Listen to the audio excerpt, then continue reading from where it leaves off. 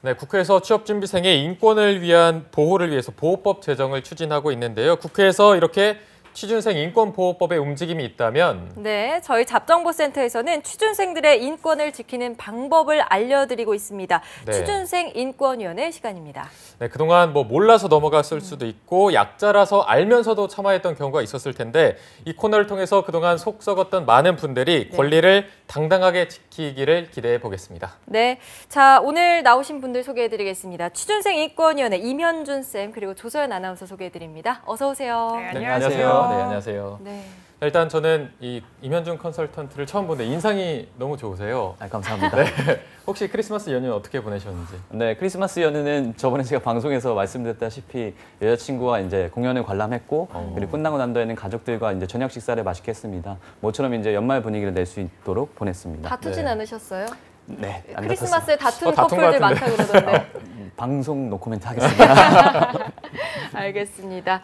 자, 조서연 아나운서는 외국 갔다 오셨잖아요. 예. 어제도 말씀하셨지만. 예, 어제도 예. 말씀을 했는데 어제는 어떻게 보내셨어요, 그러면? 어제도 일했죠. 크리스마스도 어제도 오늘도 일하고 있습니다. 거의 네. 쉬는 날이 연말이 될수록 점점 적어지는 것 같은데요.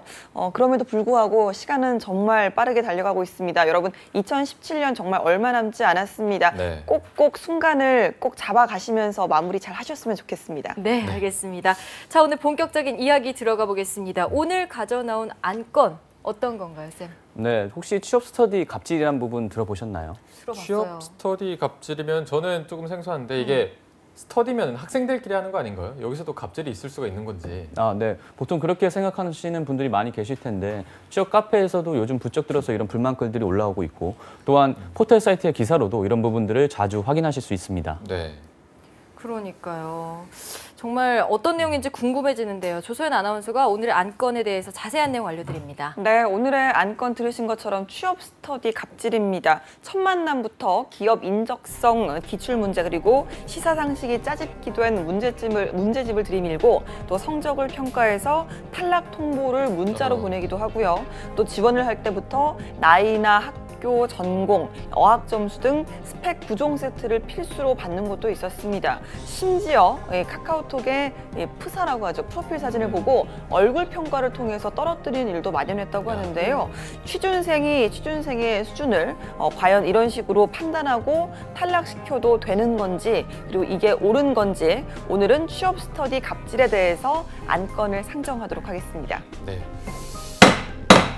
네. 오, 이런 오늘도 게 역시 있었네요. 분노의 망치를. 네. 야, 잡정보센터 재밌어졌네요. 저 깜짝 놀랐네 이러고 있다가. 분노의 망치까지 등장했습니다. 네. 야, 들어보니까 이게 갑질이 완전 갑과 을이 생겨갖고 굉장히 얼평까지 하고 수준이 심각한 것 같은데 이렇게 지원자를 떨어뜨리는 거면은 얘네가 뭐라고 인기 스터디라도 되는 건가요?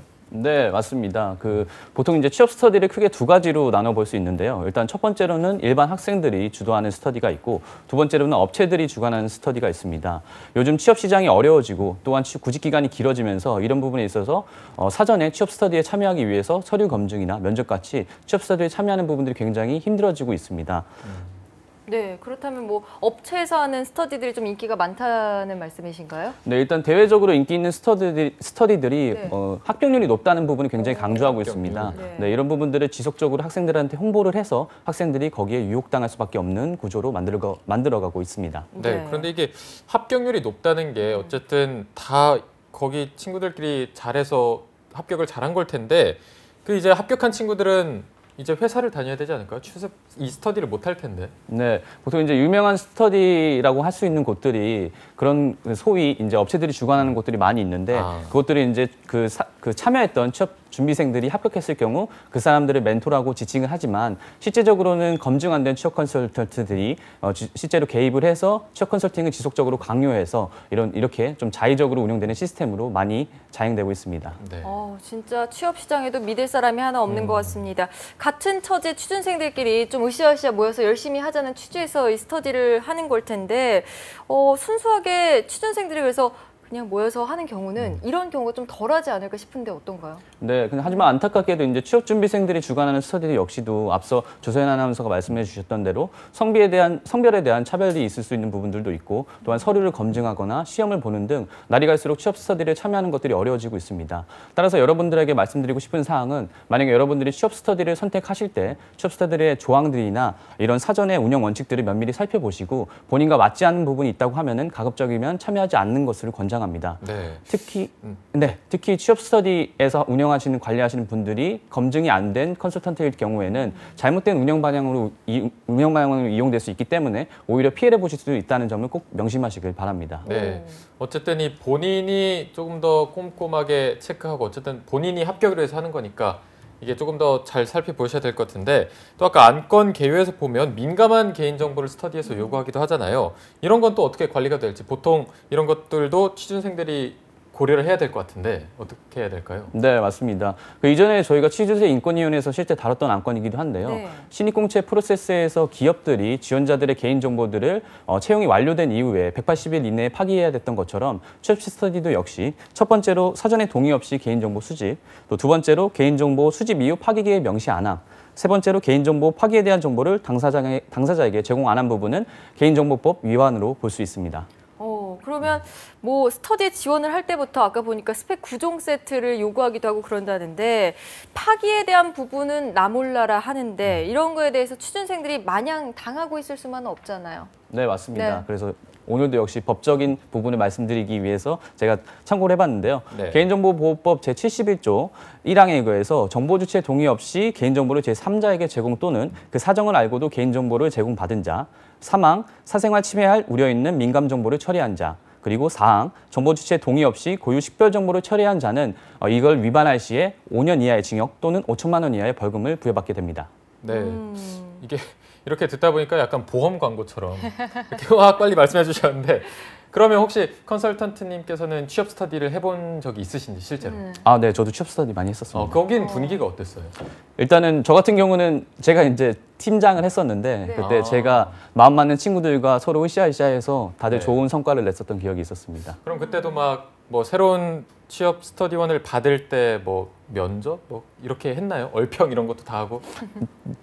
제가 그렇게 뭐 얼굴이 잘생기고 그렇지 않았기 네. 때문에 그러진 않았고 다만 이제 어떤 쪽을 하고 싶어 하는지 어떤 쪽을 주로 중점적으로 준비하고 싶은지 부분을 사전에 좀 면담 형식으로 얘기했던 적은 있었습니다. 어쨌든 좀 건전하게 운영하신 것 같은데 실제로 이 주변에서도 이렇게 막 뭐랄까 자격 요건이 높고 장벽이 높은 그런 스터디가 존재하나요? 실제로 요즘 뭐 앞서 말씀드렸던 대로 이런 부분에서 뭐 시험이라든지 이런 것들을 굉장히 많이 보고 있고 실제로 이제 관련의 입사 그러니까 취업 스터디를 들어가기 전에 그 사전에 서류 검증 같은 것들은 요즘은 굉장히 많이 왕왕 벌어지고 있어서 네. 이런 부분에서는 어떻게 보면 이런 갑질 사태가 일어났다고 볼 수 있겠습니다. 네. 그리고 또 업체가 껴서 뒤에서 조종하는 경우도 있다고 하잖아요. 이럴 네. 때는 뭐 또 돈까지 요구하는 경우도 있다고 하는데 이런 사례도 종종 보시나요? 네, 일단은 이 실제 사례를 저희가 이제 사전에 그 기사라든지 여러 취업 카페 실제 사례들을 바탕으로 이제 인용을 해서 작성을 했을 텐데 가장 최근에도 취업 카페 이런 부분에서 성토하는 글들이 올라와서 네. 그분이 굉장히 지속적으로 글들을 올리면서 취준생분들한테 조심하라고 당부의 말씀을 하고 있으셨습니다. 네. 그렇군요. 조서연 아나운서께서도 아나운서 준비하실 때 네. 이런 스터디 경험 있으신가요? 그쵸. 요즘도 뭐 제 주변의 준비생들 이야기를 또 들어보면서 네. 사실 오늘 몇 가지 케이스가 생각이 났는데 일단 언론고시를 준비한 스터디들이 굉장히 다양하잖아요. 네. 그 중에서도 언론고시를 준비하는 사람들 구합니다라고 이제 채용을 공고를 올려놓고 뭐 카페나 이런 여러 가지 커뮤니티 올려놓고 네. 이제 막상 뭐 특정 직군 뭐 아나운서다 뭐 아니면 카메라다 뭐 기자다 PD다 이렇게 지원을 하면 저희는 그 직군은 받지 않습니다. 이런 식으로 이제 채용 공고에는 이제 이렇게 설명되어 있지 않은 내용들 때문에 괜히 헛고생을 하는 지망생들이 굉장히 많더라고요. 또 뿐만 아니라 이제 아카데미나 어떤 특정 학원, 어떤 단체에서 운영하는 스터디들도 굉장히 많은데 그런 스터디에서도 이제 합격률이 높은 스터디를 좀 이어가고 싶다 보니까 뭐 외모라든지 네. 학벌이라든지 혹은 뭐 경력이라든지 여러 가지 사항들을 좀 보시고 거기에 탐탁치 않은 지원자들이 오면 이제 그들과 시간은 보내되 합격을 시키지 않고 좀 헛고생을 하는 느낌을 많이 준다고 하더라고요. 그런 친구들이 이제 저에게 뭐 하소연을 하면서 많이 허탈했다 이런 이야기도 좀 했고요. 네. 또 같이 좀 준비해서 으쌰으쌰하면서 자기도 좀 거기서 일조를 할 수도 있고 또 같이 이렇게 성장을 하고 싶어서 지원을 했는데 뭐 취업도 전에 이미 뭔가 거절당한 기분이 결코 그러게요. 유쾌하진 않잖아요. 그쵸. 그래서 뭐 제가 다른 어떤 취준생들 분들은 잘 모르겠습니다만 아나운서 지망생들 사이에서도 굉장히 이런 취업 스터디 갑질이 만연하다 이런 이야기는 좀 많이 들었네요. 네. 그러니까요. 사실 저도 이제 막 예전에 준비할 때는 스터디 같은 거를 네. 이게 도움이 많이 되니까 많이 네, 알아보고 하는데 아예 네. 모집을 할 때부터 뭐 현직에 있는 사람만 받는다. 어느 그러니까요. 정도 뭐 어디까지 합격해봤고 합격했는지. 이런 사람들만 받는다 하니까 아예 전 지원 자체를 못했거든요. 이런 경우가 굉장히 많은 것 같아요. 네, 그러게요.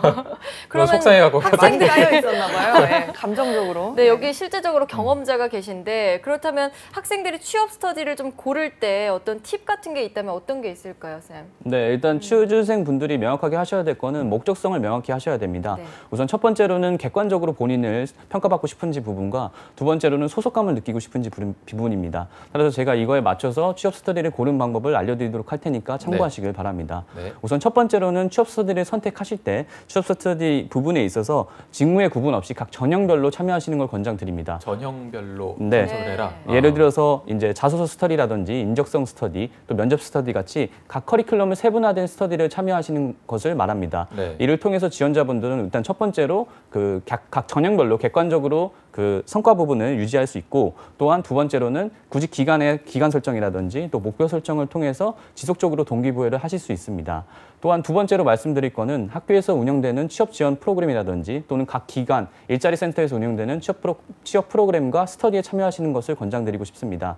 이를 통해서 지원자분들은 첫 번째로 그 외부에서 검증받은 컨설턴트들의 강의를 참여할 수 있습니다. 실제로 저 같은 경우도 뭐 대학교라든지 일자리 센터에서 운영하는 곳에 출강을 많이 다니고 있습니다. 또한 두 번째로는 현직자들의 멘토링 기회를 통해서 단순히 카더라 정보가 아닌 실제 구직자의 혹은 현직자의 객관적인 정보를 확인할 수 있는 부분이 있습니다. 네, 일단 정리를 해보면 첫 번째로 이제 좀 세분화해서 전형별로 네. 이렇게 알아보고 그 다음에 학교나 기관 같은 곳에서 운영하는 스터디를 찾아라. 왜냐면 이게 더 검증이 된 곳이니까 이렇게 정리해볼 수가 있겠네요. 네, 맞습니다. 네. 네. 자, 그럼 이제 마지막으로 오늘 취준생들한테 오늘 또 뭐 정말 피부에 와닿는 말씀 해주셨는데 해드릴 말씀 있을까요? 네, 일단 저뿐만 아니라 여기 계신 아나운서 분들도 이제 이 관련해서 되게 울분에 차서 솔직한 본인들의 얘기를 많이 말씀해 주셨는데 굉장히 안타까운 현실입니다. 취업 준비생이 이제 사회적뿐만 아니라 취업 준비 과정에서도 의리될 수밖에 없는 현실이 굉장히 안타까운데 하지만 명심해야 될 것은 실제 여러분들이 회사에 입사하고 나서도 회사에서 인정받고 또한 성과를 내는 핵심 인재들은 단순히 그 혼자서 잘하는 부분이 아니라 그 모자란 그 임직원들을 같이 이끌어서 공동의 목표 성과를 달성할 수 있는 그런 인재를 원하고 있습니다. 따라서 마지막으로 말씀드린 말은 취준생은 을이 아니다라는 부분을 분명히 명심하시길 바랍니다. 네, 알겠습니다. 자, 오늘 방송은 이제 여기서 거의 마무리가 됐는데요. 오늘 수고해주신 조서연 아나운서도 이면준 강사님 고맙습니다. 고맙습니다. 감사합니다. 네, 오늘 방송 재밌게 보셨죠? 내일도 특집 왜 떨어졌나는 계속됩니다. 네, 저희는 내일 오전 10시에 더 재밌고 알찬 내용으로 다시 찾아뵙겠습니다. 시청해주신 여러분 고맙습니다. 고맙습니다.